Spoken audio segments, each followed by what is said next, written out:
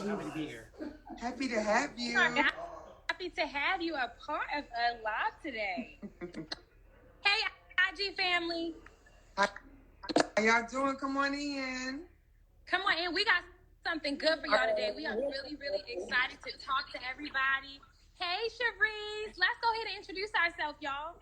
Hey, Carol. So, Rachel, we're going to give you the honor to introduce our very amazing guest that we have today. Okay, well, I mean, and it's such an honor to even introduce Chris. For those of you who don't know, we have Chris Clark in the building today. Chris is a three-time. One, two, three. Three-time Emmy Award winning hairstylist, a wig master, just an amazing person to work with, be around. I have, every time I've been, able to work with Chris, he has just been a class act. And I mean, we are just very, very, very, very lucky to have him on our live today. And I cannot wait for us to dig into what we got going today. Yes. Yes. So amazing. I'm going to second that emotion. Thank you. Yes. Welcome, Thank Chris. you.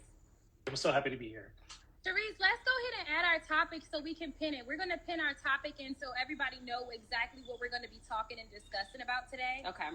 So we're going to let Chris talk, let him talk about who he is and what he do and where he from, and then we'll ask some questions for Chris, and then after that, we'll allow the guests to ask Chris some questions. Right. So we're going to be talking about the benefits of being in the union, and I know Chris can fill us in on so many different things because he's not in one, not two, but in 3 unions.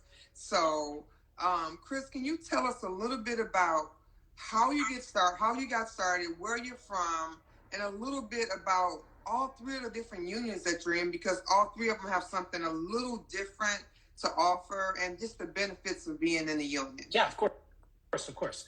I grew up in the theater and started in theater as an actor, and then realized that acting wasn't my passion. And so I needed to find another thing to do to stay in the building, because the theater was my passion and the theater people were the people I wanted to be with. And so I found hairdressing kind of by accident. And we were doing a production of Little Shop of Horrors, and I was tasked with doing one of the doo-wop wigs, one of the big, like, huge 60s bubble wigs. Mm-hmm. And I had a roller put in my hand for the first time when I was a freshman in college by a friend of mine who I'm still friends with today. He lives in Atlanta. He's a costume designer. His name is Jared Lease. He's responsible for the comb and the roller in my hands for the first time. And so finished college and then moved to New York because I wanted to be a Broadway hairdresser. That was the ultimate goal, is I want to be on Broadway as a hairdresser. Got to New York. A couple of months later, I'm swinging on the show Rent, and Lion King comes to town from their out-of-town tryout on Broadway, and I get one of the positions as the 3rd hairdresser, and that's when I joined 798. So we're in like the late 90s at this point. We're in like 97, 98 when that show opened, which is bonkers because it's still running. And Might I ask, Rent was one of the top. I know, right? Like, he's breathing through this so like it's something small. no, it was huge. It was huge. I used to live in New York when I was 17 years old, and Rent was the show to go see. Yeah, I saw it when I was a junior in college, and I could only afford standing room, so I stood in the back and watched it, like, standing up behind all the seats. And I was just like the right demographic, like right age, gay, wanted to live in New York. Like, it would just all, like, it was me. And then to be able to work on that show as my first job out of college was bonkers. Like, absolutely amazing. So, and then tell us how you felt, Chris, when you got the opportunity to work on a show. Like, what were the emotions and feelings that you were having at the time? Like, this is something new. What were you feeling at the moment? Well, I was prepared. I was absolutely prepared because I had done a full degree in theater. I had designed about 12 shows a year in undergrad, both for my university and for a local theater company in Phoenix, Arizona, where I grew up, and went to college in Tempe, Arizona. So I was ready. I knew my theater. I knew it inside and out. And I just was like, you're a grown up now. It's like, this is it. Like, you've got to be professional, do your job. And I was in my mid-20s, and I was very young to be in this position. So it was really important for me to like do it well and be nice and be a grown-up, and it was amazing. It was an amazing experience. And then I moved into like a whole kind of like Broadway career. I did Lion King for about 5 years. Oh my God. In the middle of that, I did Saturday Night Live for 3 years as a hairdresser. Wow. So at one point at Lion King, I switched from the hair department to the makeup department. So I wanted to, because I could do both. And so I was a makeup artist at Lion King 8 times a week, but on Saturdays I would go over to SNL and be a hairdresser. So that was you were sort of my, yeah, it was Wait like, a minute, Chris, you sliding way too much back too fast now. You dropping so many gems here. That's too many to just go by and slow down. You're giving us so many big nuggets. We can't let you just kind of go by with a broom and sweep by. Did you hear all this, Kels? Yes, I hear it, and I am loving every bit of it. I'm over here just amazed, and I'm just like, oh, wow, like all of this. But yeah, we got to slow down because a lot of people who are coming in here, I don't think you guys know the goodness that we have gracing you guys right now. So yes. I want us to like backtrack and like, let's take it back to, because you said that was 19, what? 19? Late 90s. The late 90s. Okay, so when you got into all of that late 90s, what made you even want to get into theater and all of this stuff in the first place? Well, I grew up, like it started at church. I started in church plays. That's kind of where the theater bug bit me.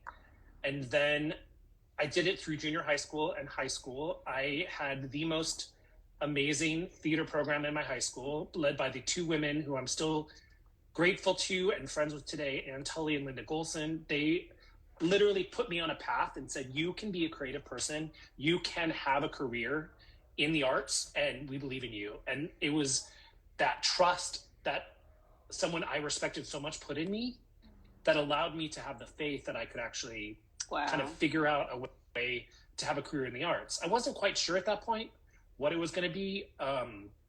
Like I said, I thought I was going to be a professional actor. I thought I was going to go into a Shakespearean program and become like a classically trained theater actor. But then so many people around me in the acting program need it. Like those actors, like they need it. They need to be in front of the camera, on stage, to sing, to dance. Right. I didn't need it. Yeah. I loved it, but I didn't need it the way they needed it. Yeah. I needed to be in the building. I needed to be with the theater people. Those are like, that's the group of people that I clicked with growing up, the kind of people that were accepting and loving and diverse and weirdos, and just all of this big group of people together passionate about the same thing. Yeah. And that's what really sparked my love of being a hairdresser. Was like, that was my way to be there. So you so basically somebody groomed and mentored you into that position. I was thinking the same thing. Yeah, and I mean, I love that, because this is where our lives are all about, guys. For those who never watched our lives before, this is a whole mentoring experience. And the whole purpose of this platform is we bring people in here that you possibly can't even touch, or somebody that you possibly wouldn't even think, to hear from, just so we can show you, how we all make it to the top, Yes. Chris just now told you he started off by somebody placing that position, somebody pouring into him, and somebody actually mentoring him and showing and guiding him, and he listened because they trusted him.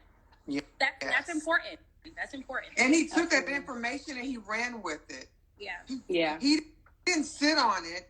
He didn't hear it. He grabbed that information and he went to work with it. And boy, did he go to work with it. And look all the things that he's done with it. He's done shows that people dream about and watch every single day, and that are still going on to this very day. I mean, SNL, Rent, those shows are still in the huge production. Yes. And so, Chris, I just want to ask you, because you are obviously, you're in 706, you're in 44, you're in 798. The process of you getting into these unions, just over time, like how much time did it take? And, just kind of like, if you could talk a little bit about your process of getting into these unions, and just kind of like what being a union member means to you. Yeah, so definitely 798 was the first one, and that was because of The Lion King. The Lion King hired me as a non-union person because it's a union theater and it's a union show. I was obligated to join the union. I was not licensed at that point, and so I had to promise and sign away to 798 that I would get my beauty school license, at least start school within a year of getting my union card. Wow. So that was a commitment that I made. Wow. And so getting into 798 was like the most amazing experience because it really felt like entering the Broadway community, having a union card meant just all of these doors opened up for me. And at the time, 798 was broken down into various categories. So there was a Broadway category, there was a TV category, and there was a film category. Mm-hmm. And so the Broadway category was sort of like the lowest level in the way people thought about it. And I could work in TV, but I couldn't work in film. You could only go up one level. Okay. And so when I started, it gave me my health insurance, which was enormous. Yes. It gave me a livable wage, which was enormous. Mm-hmm. And it gave me a way to have representation to my employer, which was enormous. Mm-hmm. And those are the first benefits that I noticed. Was the livable wage was huge and having insurance was huge. And that was a big deal for my parents. Like, I'm a little kid from Arizona, like in New York. My parents had never been to New York City. Like, they were terrified. My dad never wanted me to be a theater major. He wanted me to be a business major. And I was like, that's not going to work. Right. And he's like, all right, be a business minor and a theater major. And I was like, no, I'm going to be a theology minor and a business major. I mean, a theater major. But my dad came and saw The Lion King when he was still alive and saw it while I was working on it. And it was like one of the greatest kind That's of... awesome. Oh my gosh. Yeah, it was amazing. And then we have to fast forward quite a few years to the 706, to joining 706. Okay. So... Which is the union in LA. 484 is the Texas, Eastern... Oklahoma. I'm sorry, not 484. 798. Is the East Coast. Is East Coast. Yes. And now we're moving on to 706, which is California, which is only California. Yeah, only LA County. Only LA County. So I, the Broadway career was like fantastic. I left The Lion King, ended up doing the movie Rent. A friend of mine, Mindy Hall, was the makeup department head of it. And they needed someone to do the wigs, and who knew the cast since I had worked on the Broadway show way, way back in the day. I had done Wicked with Idina Menzel, so it was just great for them to have me on to do my first movie ever. And then I come back to New York, and I'm in Wicked for a long time, and then I make that transition into film and television. I'm sorry, Chris. You did Wicked too. Like, right. What did you not do? I'm sorry, what? You did... Wait a minute. Okay. So you did Lion King, you did Rent, and you did Wicked. Like, right. You know, first of all, I lived in New York for almost 2 years, and every year I'm like, I'm going to see Wicked, and I still haven't seen it, and I want to see it so bad. And you did it. Guys, oh my God. Keep going. I know, right? I was department head for about 5 years. Wow. That's amazing. That's amazing. Yeah, it was amazing. But one big lesson out of Wicked, and that sort of sparked my film and television transition, is I was having some repetitive motion stuff going on with my hands and my arms because I was doing the same exact wigs 8 times a week. I was doing the Glinda wigs and I was doing the Alphaba wigs, the same quick changes, the same roller sets, the same comb outs, curling that big bubble wig every single day, all of the understudies, all of the standbys. My hands just couldn't take it anymore. And it was just because the repetitiveness of all the work. Yeah. I was in physical therapy. I was like kind of freaking out a little bit, like about how I'm going to look after myself. Mm-hmm. And am I going to be able to continue to do this? Because I was in a lot of pain. And I decided, with the help of my friend Jennifer Johnson, who was a big TV and film hairdresser, she was doing Gossip Girl in New York, and she was the department head of Gossip Girl. And she's like, take a leave of absence and come day play for me. Come do BG. And I was like, that sounds like a great idea. And she's like, you'll make so much more money for so much less work. And so I asked Wicked for a 3-month, I believe it was a 3-month leave of absence, and to heal my hands and my arms. And they gave it to me. And I hopped on over to Gossip Girl, and I was making more in 3 days than I was making in 6 days and 8 shows a week at Wicked, and my body was healing because I was only, you have those really heavy mornings doing background. And so I would, do hair for 3 or 4 hours, and then I would be able to watch set for the rest of the day. And because it was different things, every single background artist, it wasn't the same repetitive stuff over and over and over again. So my body was healing. I was still going to physical therapy. And then my name started getting out. Like, I started day playing at other shows and got to meet a lot more people within the film and television side of things. And by then, 798 had gotten rid of all the levels. Like, we were just able to kind of move around.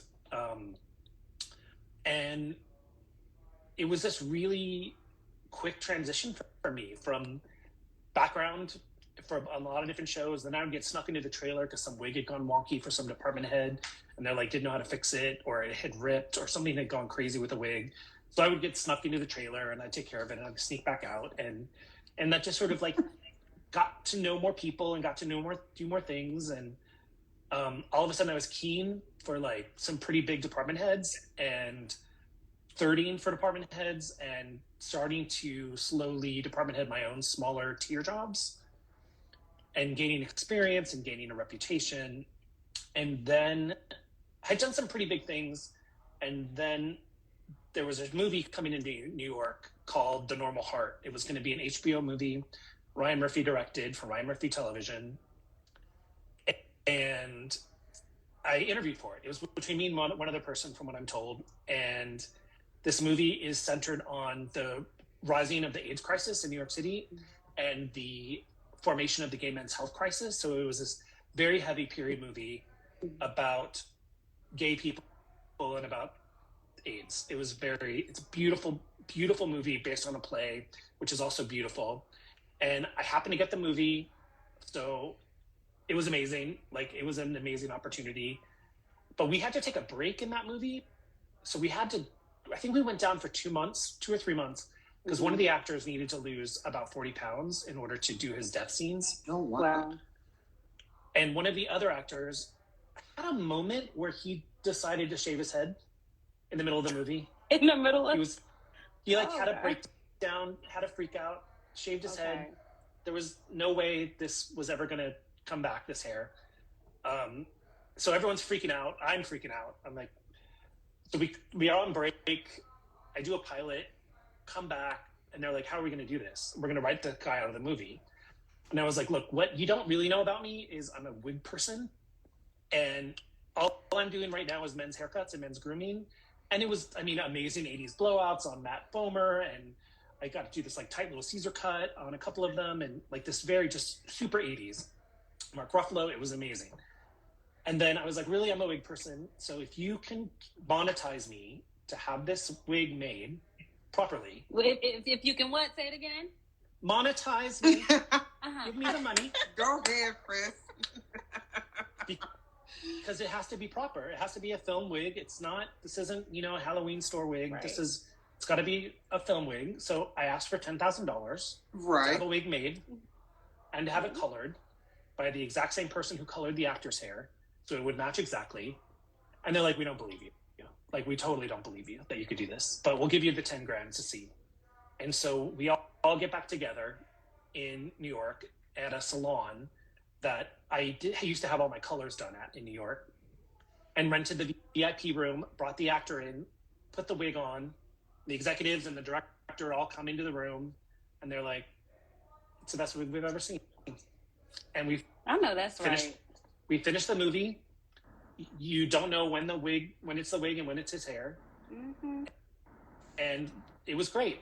And then about 2 or 3 weeks into shooting again, one of the executive producers of Ryan Murphy Productions pulls me aside and says, we have this show in LA that we want to talk to you about. It's called American Crime Story, The People versus O.J. Simpson. It's going to be really wig heavy. We want to bring you out. And I was like, terrified. Because I knew the scope of his work, and I knew that it could turn into a sketch comedy if it's not done correctly. Mm-hmm. Yeah, real quick. So it was terrifying, but that was the transition that allowed me to go to LA, and through the network and the studio and Studio Legal, working with 706 allowing me to join.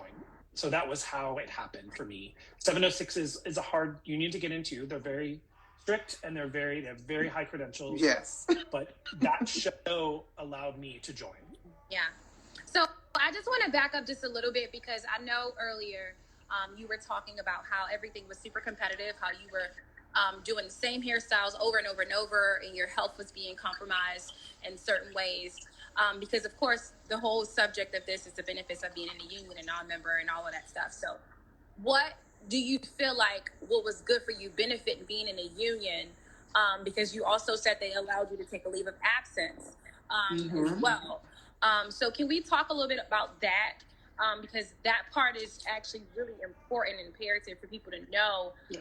When you're in this business, your body can break down if you're working a whole lot of hours, you're doing a whole lot of work over and over and over, doing the same style over, because they want it to look exactly the same, you know. So this line of work is not for everybody, you know. But anyway, being in a union, how did that benefit you at that time, at that period of your time? Well, at that show during Wicked, they would provide physical therapy, and mainly it's all dance-based physical therapy. It's mainly for all of the performers, but us as crew are also allowed to have the opportunity to go to physical therapy and get checked out. So having my union healthcare and having the show production provide that service for me was what saved my career, really. Right. By having someone with a dance-based training.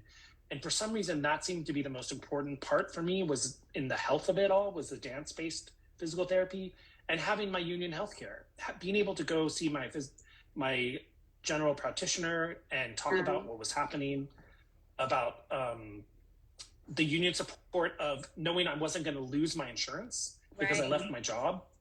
And my insurance wasn't tied to my job at Wicked. It was tied to my union membership, which they play. And keep all of that, my benefits. Yes. So it wasn't like working for a corporation where I left the job and I lost my insurance and had to go to Cobra. It all just was the same because I had paid to it for so long. That was a huge benefit to look after my health and look after my hands. Yes, I love that. Awesome. Wow. So, I mean, Lord have mercy. You have done so much. I mean, I can't keep up. It's so. I mean, I think we should kind of get into, you know, some fun stuff. Chris, when it comes to, I mean, you guys, said I will, Sharice, can we start asking some questions to Chris? Oh, please. Yeah. We you know what? It's so exciting to hear Chris talk. He's such a nice guy. In addition to all the work that he's done, he's so kind working with him. Like, I feel privileged to have had an opportunity to work with him. So he works hard, but he works so smooth, and I can't even say it now. It's hard to even get it out because he's so professional. He's organized. He's just good at what he does. So it's just an honor to have him on the show. But the detail in what he does not only shows in his work, but how he works as a team player. Absolutely. But getting back to our topic, Chris, can you tell us or our audience what would be some of the great benefits that they would get in joining the union? Like, it doesn't matter which one, if it's 706, 484, or 798. What would be some of the great benefits for someone new wanting to join the union? Can you share some things with our audience? Yeah, I will tell you what I enjoy the most and what I've seen people really benefit from. And that, first and foremost, for me, is healthcare. I think that's an entirely incredibly vital thing that's missing for a lot of people. That I think the healthcare is super, super important. The networking is incredibly important. Absolutely. Everyone you encounter, every hairdresser I work with and every makeup artist I work with, I learned something. So there's also the educational component of it, both through the educational programs of 706 or 798. They do masses of education.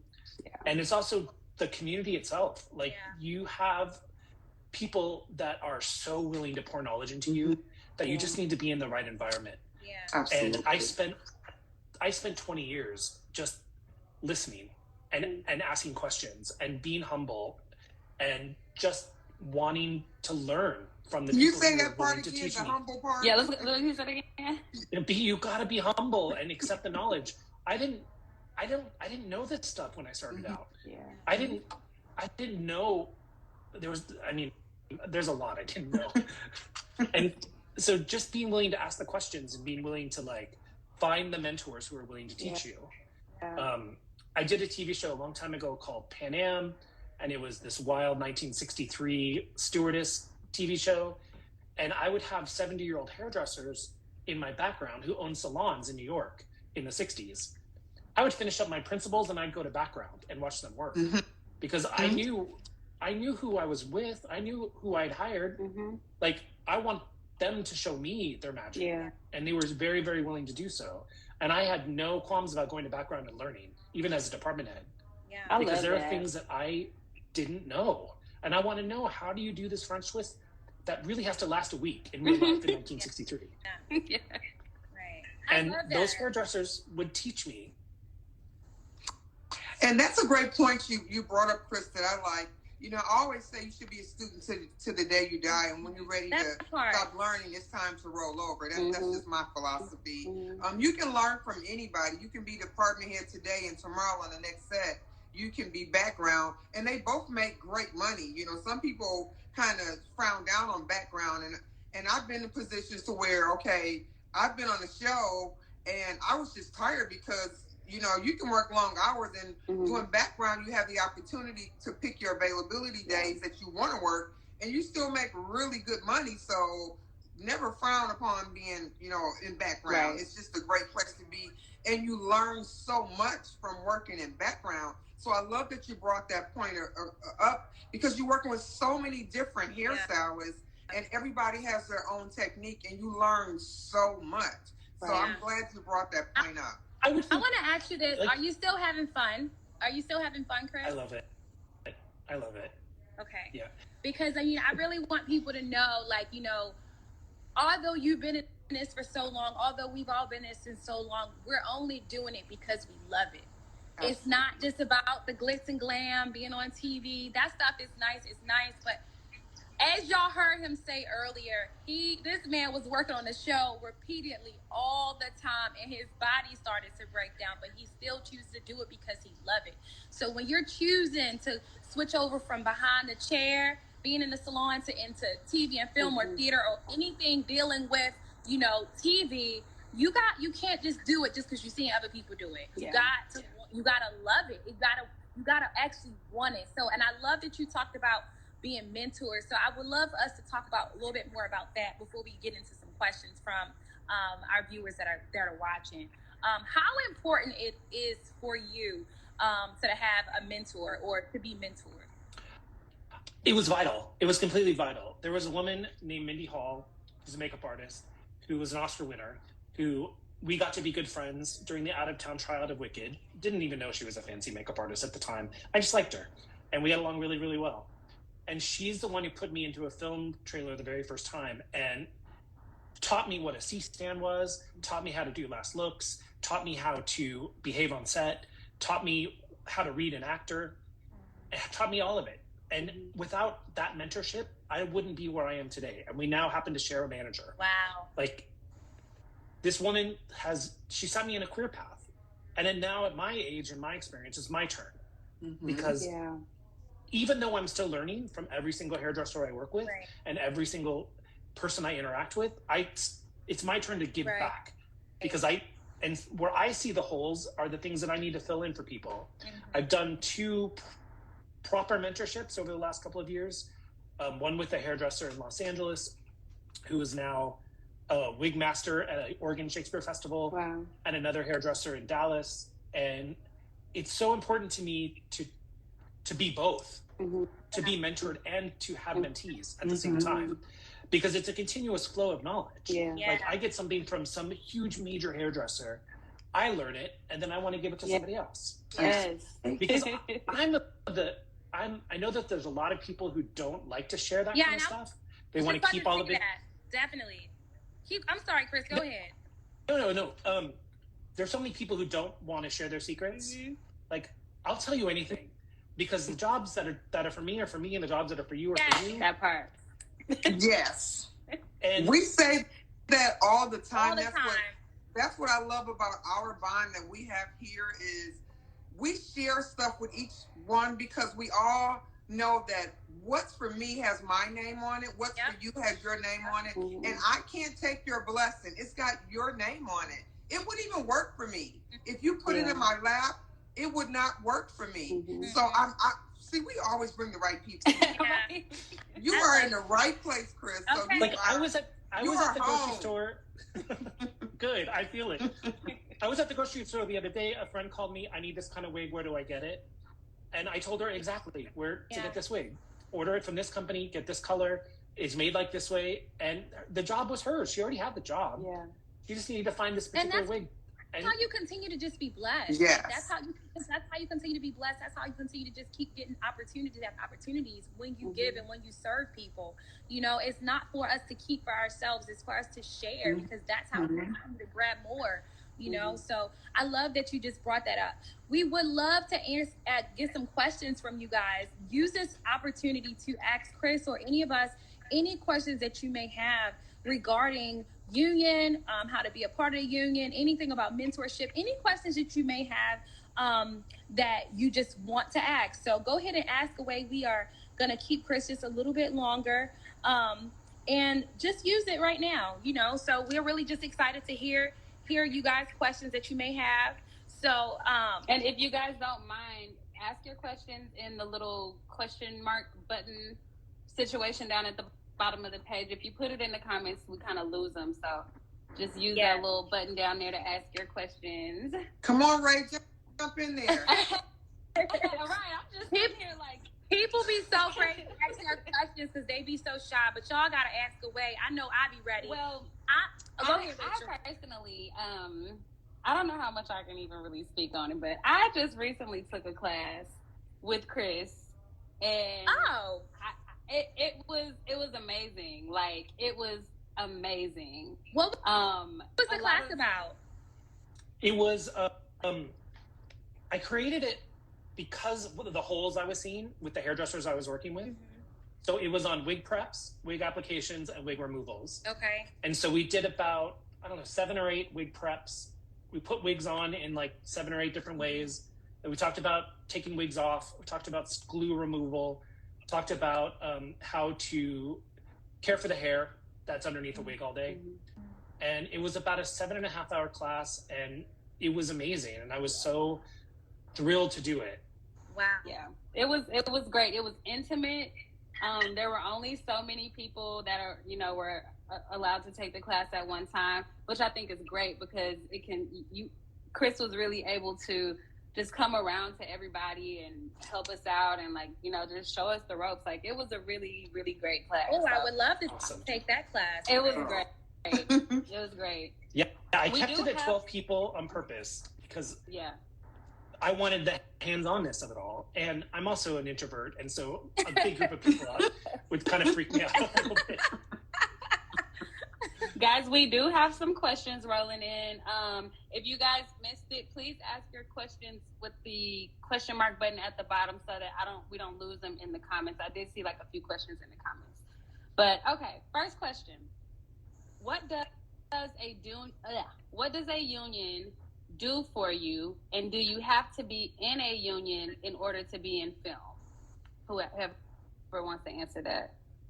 I'll start. What the union does for you is gives you an umbrella to work under. It gives you a form, it gives you a contract, it gives you the stipulations of what the job is going to entail and how you're going to get paid and how you're going to be protected. So the contract that has been negotiated by the union with the employer is like the biggest, huge benefit of the union. So that's kind of step one. The other question part, do you have to be in the union? There's 2 worlds in the film business. There's union and non-union. So you do not have to be in the union. It doesn't mean that you're going to do the huge monster studio movies, but it doesn't mean that you can't be in the industry at all. There's plenty of work, both union and non-union. There's a whole non-union crew. There's non-union commercials, non-union films. All of that exists as well. Yeah, Awesome. That's a good question. Good question. Question. What has been the most challenging part during pre-production and working with communicating with directors? Hardest part, I think, is character development, because it's a real collaboration. Yeah. It is. For those who don't know who character development is, can you explain what that is, Chris? Yeah, absolutely. It is the process of creating the visuals around a particular character, using the input of the director, the script, the costume designer, the actor, and the makeup artist. Mm-hmm. So that those collaborations of all of those people getting together and deciding how to bring this person to life. And I know that my part of it is a small percentage of what this actor completely looks like. So it's getting into the collaboration of it all that can be the most challenging, so everyone's on the same page. Because once it's you and the actor and the makeup artist, we need to make sure that the costume designer's vision, that the network's vision, that the director's vision, that the whatever executive producer that's going to be making the approvals, and that it's all on the same page. Okay. Like, that's probably the most challenging. And for me, that's my favorite part. Like, I love figuring out what an actor has done that morning. What a character has done that morning. What do they have access to? Where do they buy their combs, brushes, product? How much resources do they have? And what's their journey? And just make what are they up to? It come alive. Yeah. Like literally that taking that script, reading the script, and like figuring out what this person looks like, what they feel like, what they like to read, what their house would look like, their hair, all of that stuff. Yeah. Like I love all Yeah. That's the I think fun one part. of the biggest kind of, I don't know, not transformations, but one of the biggest like enlightening moments was we were doing Ratchet, which was set in the 1940s in LA. Ratchet. I haven't watched it yet. Super high polished 40s. I just have to say, I loved it more for the hair, the costumes, and the set dressing than any. The story could have been about 2 peas in a pod, and I could have cared. Like, it was just so aesthetically and visually like amazing. Like, I just sat there and just stared at the wigs. Chris, so were you just the everything department head all on day. that one? So Yeah. Chris, so you was the department head of every movie in the whole world. Let's just say you have to watch it. It's so Hardly. good. What I was going to say about the collaboration is walking onto that set for the first time, I was like, oh. Yeah. Like, the art direction of that show in particular was like, amazing. oh, I see where we are. Yes. Like, and it informed so much, the way that the polish on the floor, the way that the furniture was dressed in these very rich velvet fabrics. I was like, oh, I see. It almost You can tell me. gives you goosebumps, What we're doesn't it? doing. When you walk on the set, you're like, ooh. Love that. Like, this is what we're doing. Okay, we got a lot of questions, y'all. Okay, we're gonna try to get to as many questions as we can. For the people that are on computers and laptops, I'm not exactly sure how to ask where the question mark button is at the bottom of your screen or wherever it is. I'm not sure. So if you have to ask your questions in the comments, I understand, and we'll try to get to you for sure. But I don't know if y'all know anything about that, but I don't know. Yeah. Help us out. I'm like, I don't know how you do it on the Apple iPhone. Okay. Next question. Did you have to wait a long time to get your union days? That's a very good question. That's a good question. 798? No. That Because is I very. was hired on a job. 706? Yes. I had to do 90 days on What about OJ you? before I got it.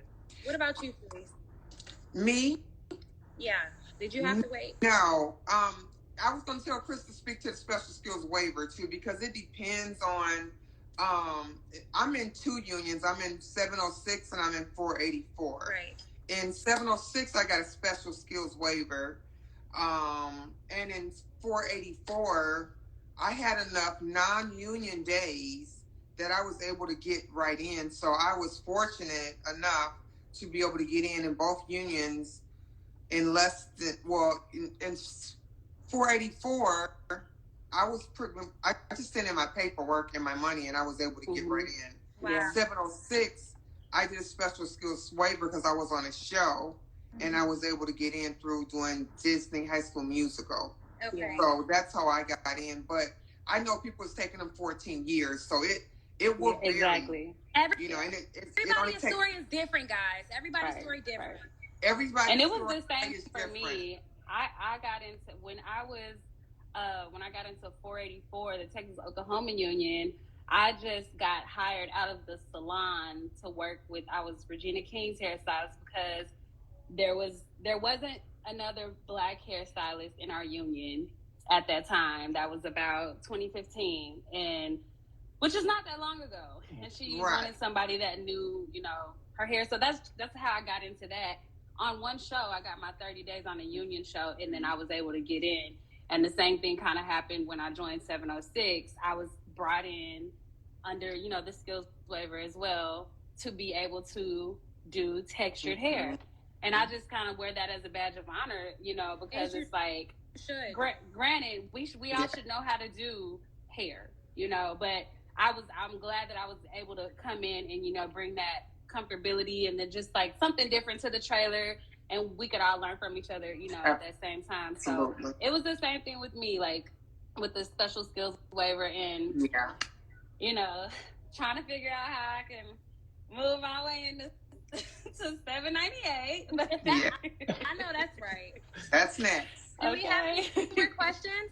Yes, we have a lot of questions. What was the most artistic makeup you have done, and how long did it take? You want to take that, Sharice?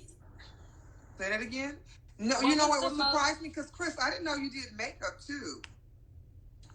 What was the most... Yeah, a long time ago on Broadway. Who was that question for? Is that for Chris or me? For you? It's not specified. You take that with Sharice. Sharice, yeah. But it's the most artistic makeup that I've done? Yeah. Mm-hmm. And how long did it take?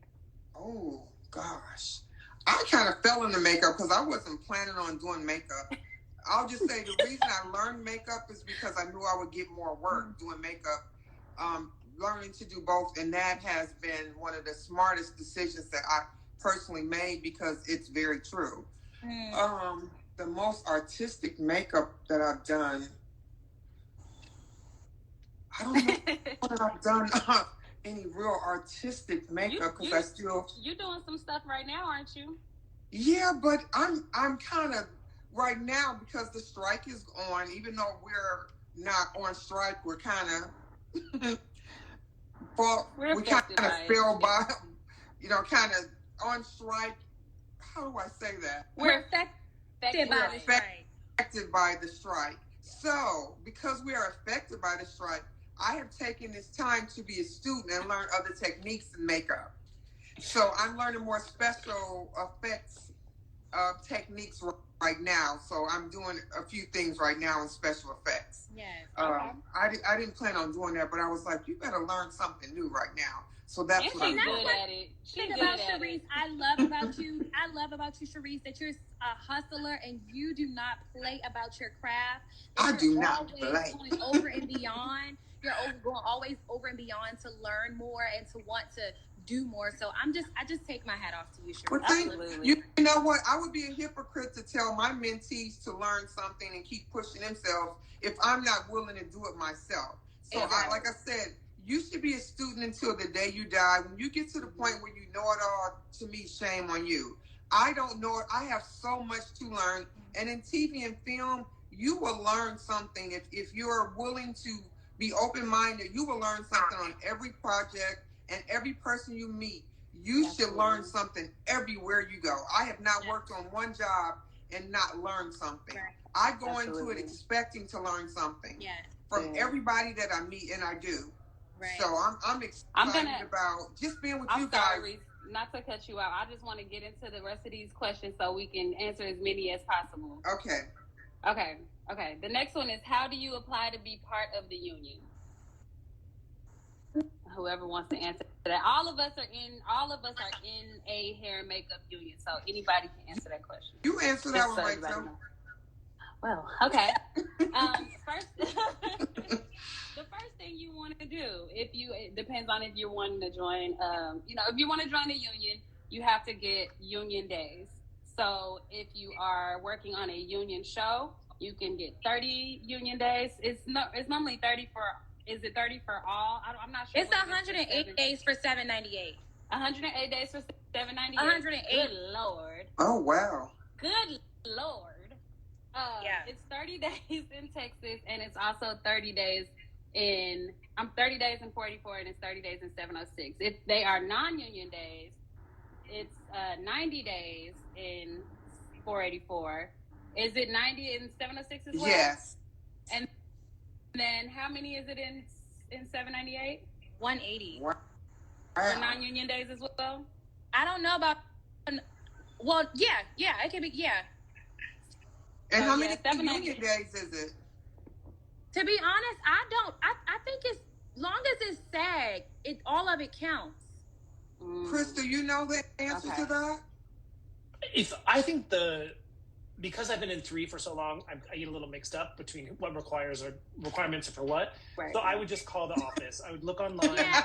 Good You can literally just go to 798 local hair and makeup, and it'll tell you all of the stuff there, everything. Like you just go in there. But I believe, long as it's SAG, it don't matter if it's union or non-union. I feel like all of those count.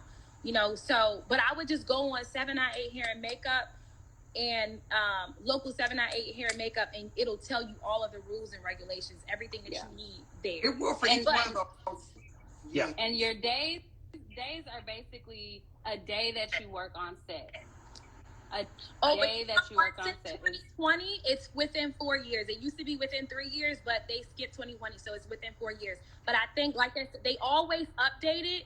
So I think, like he just now said, go on the website so that you can check, because they always change it all the time. Even all of the guidelines to even apply, everything changed. It's so much stuff. Yeah. Yes. They one bit of advice as you're collecting your days is make sure that your name is on your call sheet. Absolutely. And keep your call sheet. Yeah. Absolutely. And those are going to be the way that you're going to prove that you were on set that day. And your checks. And check stubs. And your check stubs. You're absolutely right. Yes. I actually have one last question for Chris before we get Chris out of here. Chris, I know we talked about you having fun and all of that stuff, but what was your best moment working in TV and film? Your best hair moment? Tough. I think I did a show called Feud, Betty and Joan. It was about the rivalry of Joan Crawford and Betty Davis during the shooting of Whatever Happened to Baby Jane. Mm-hmm. And so we were doing this like pretty camera perfect replicas of that film. And we did it. We had the real furniture from the real Whatever Happened to Baby Jane set. And then we had a 1960s camera crew with 1960s equipment and 1960s hairdos. Wow. And then behind that, a modern crew with modern cameras and us actually as the crew. Wow. And watching those levels and making sure that as the older cameras are working, that everything is correct. That the film set is correct, the grips are correct, dolly grips look correct, camera, scripty, everyone looked right. And then to get the movie right was probably gonna always be my proudest moment, is that show. Wow. That's amazing. And I'm going to do one more. Closed mouths don't get fed. And I'm going to go ahead and shoot my shot. I actually reached out to Chris a long time ago. So if you go in our messages, you'll see our DMs. We've definitely communicated a couple of times. So they're saying, the little birdie is saying that the strike is opening up. So Chris, I just want you to keep little pink hair girl in mind whenever you're ready, because I am ready and I'm ready to roll. I got your back, and You when gonna you need a colorist, Chris. you are gonna love her. When you need a colorist to color all of them wigs that you been busting down, I'm right here. I got you. But let me just expanding the family. Let me just speak to Kels about Kels, Chris. My Kel, I'm sorry, I call her Kels. She is an amazing person to have on your team. Aww. I mean, her energy on set, like, she's just such a positive person. Her work is amazing. She's on before time. I mean, like, she's just on point. Aww. So that would definitely be a great person to have in the trailer on your team. Yeah, we love. I mean, we all love you. I love y'all. We had fun today. If there's ever an opportunity, please. I love you. I love y'all so much. And Chris we love is you, girl. awesome to work with. Kels, Chris is awesome to work with too. And it's, I mean, well, working with Chris. Rachel been bragging about him, so I know. Yeah, we talk about you all the time. Chris. Yes. You think you're a part of our family, like you are family, Chris. Yes. I love it. We talk about you all the time. We thank you so much for coming on and blessing us with your grace and your presence and all of your, you know, just all of your knowledge. We thank you so much for talking to our people. To close it out, please tell our people why is it important, once again, to get to a mentor or give somebody the inspiration, that person that's coming up, some type of inspiration on how to stay motivated when they are feeling less motivated.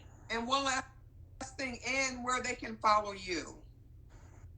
I am on Instagram as @Wigglorama is my main account. @ChrisClark.hair is just sort of my portfolio. I'm also Wigglorama.com is my like real professional website with all of my images. I think it all goes back to knowledge to keep yourself motivated. I collect bizarre books about hairdressing. I just got a 1970s beauty school manual I got off eBay. Like, just keeping yourself inspired by your community of hairdressers, your community of film people, and just the building your knowledge base is always been so inspiring to me. Seeking those mentors and seeking those mentees, it keeps us energized, it keeps us learning, it keeps us current, it keeps us all in our periodness of period correctness. It's so important, just that community of people who really are passionate about the things that we're passionate about. Well, and is there one thing that you would say to mentees who have a mentor as far as, you know, like staying up to date? Like what do you think would be the benefit of like staying up to date with your mentor, making sure you're, you know, engaging and not missing out on what they have to offer you? I think just looking back at what I teach when I mentor is I go back to the fundamentals. Can you put a roller in on base? Can you put a roller in half base? Do you know how to do those sort of things? And beauty school doesn't teach that stuff anymore. So my work is very specifically period normally. So get those fundamentals down, you know, like and that's the fundamental. Like, that's where hairdressing comes from, is a pin curl and a finger wave and a skip wave. And can you do that stuff? And let's get into it. Because if I can do I could do the 90s blowout. I could, you know, like, it's get those foundational elements down. And it's, for me, it's so much fun. And stay connected to your mentor. Yeah. Stay connected. Yes. Yeah. Yeah. So the folks that I've mentored, I still get questions from them. Yes. Yeah. Thank you so much, Chris. We enjoyed you today. You have such an amazing week. We cannot wait to all get back to work. Thank you again for blessing us. And we just pray that you continue to just do what you do, honey. You are blessing us. Yes, Chris. Thank you, Chris. We're happy you came on with us. We appreciate Thank you so much for having me. It's been such a pleasure. Thank you. You have a great day. Bye. You guys stay on, because I saw one more question while Chris is leaving us. Somebody asked us. There was a few of them.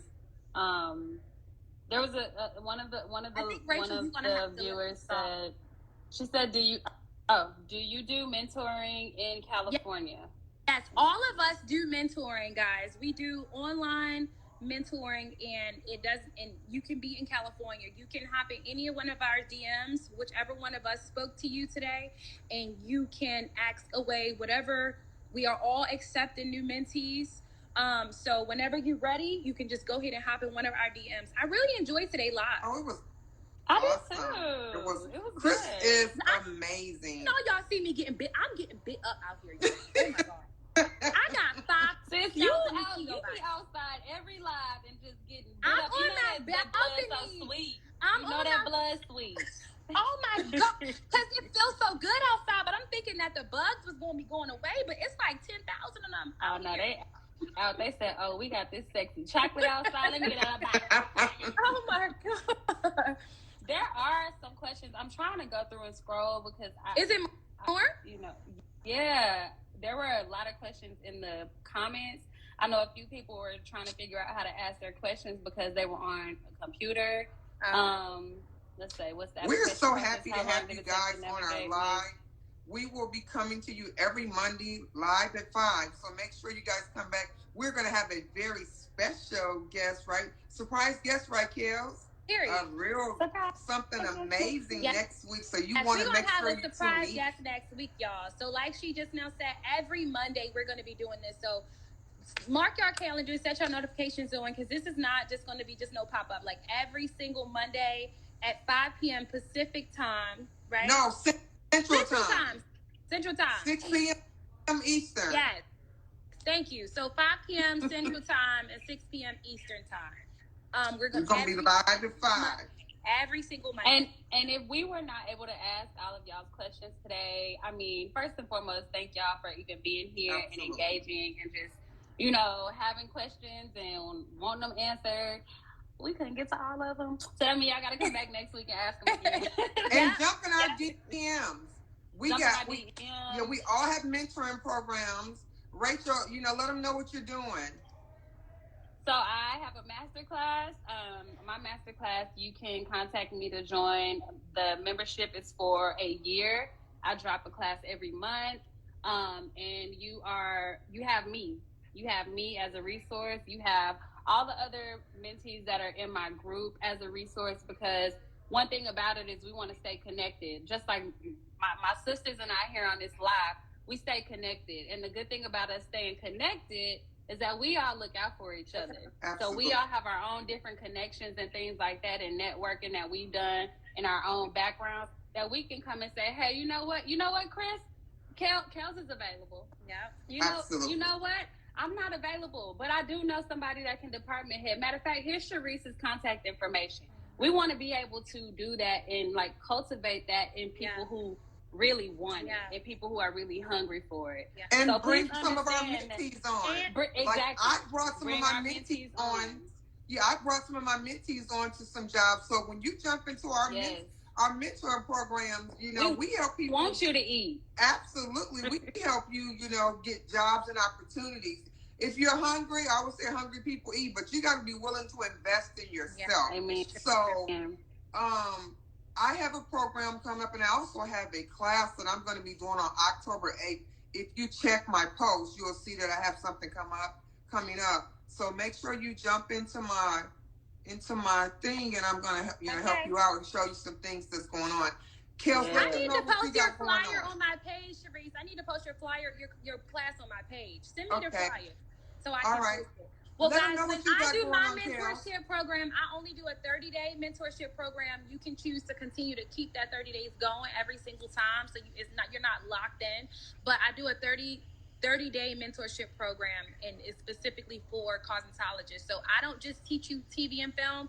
I really teach just more so just like the fundamentals, how to stay motivated, how to keep being motivated, how to anything that you need to know about being a successful cosmetologist. That's what I do. So you guys can jump in my DMs whenever you're ready, and we can keep it going. So and if y'all have questions, y'all can ask any of us questions about any of our mentoring programs. We all love each other. You got to find you a mentor. You got to find you a good mentor. And even if it's none of us, I mean, there are plenty of people in this industry that can help you guide you along the way. Okay. You know, so. And we will send you to each other, too. We will send you to, if we don't think you're a good fit for us, we'll say, hey, go to Kels or go to Rachel. Yeah. So we are real sisters, you know, so we look out for one another. So we're going to find a fit for you. All right, y'all. I love you guys, and I will be seeing you guys next week. Stay tuned for our next guest for next Monday. Bye. All right, see you guys later. Hope you enjoy. Good night, everybody. Good night. Thanks for joining. Like their hair, all of that stuff. Like I love all. Yeah, that's the. I think one of the biggest kind of, I don't know, not transformations, but one of the biggest like enlightening moments was we were doing Ratchet, which was set in the 1940s in LA. Ratchet. I haven't watched it yet. super high polished 40s. I just have to say, I loved it more for the hair, the costumes, and the set dressing than any. Then I mean, the story could have been about 2 peas in a pod, and I could have cared. Like, it was just so aesthetically and visually like amazing. Like, I just sat there and just stared at the wigs. Chris, so were you just the everything department all head on day? that one? So Yeah. Chris, so you was the department head of every movie in the whole world. Let's just say you have to watch it. It's so Hardly. good. It's But so I was going to good. say about the collaboration is walking onto that set for the first time, I was like, oh.